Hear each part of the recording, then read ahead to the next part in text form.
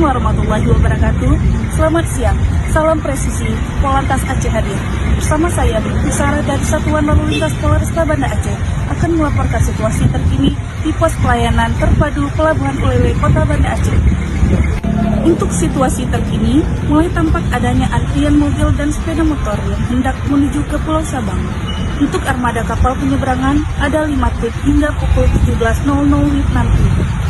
Kami himbau kepada masyarakat yang hendak melakukan penyeberangan agar mengikuti petunjuk petugas serta memarkirkan kendaraan pada tempat yang telah ditentukan dan pastikan kendaraannya terkunci dengan baik. Demikian yang dapat kami laporkan. Wassalamualaikum warahmatullahi wabarakatuh.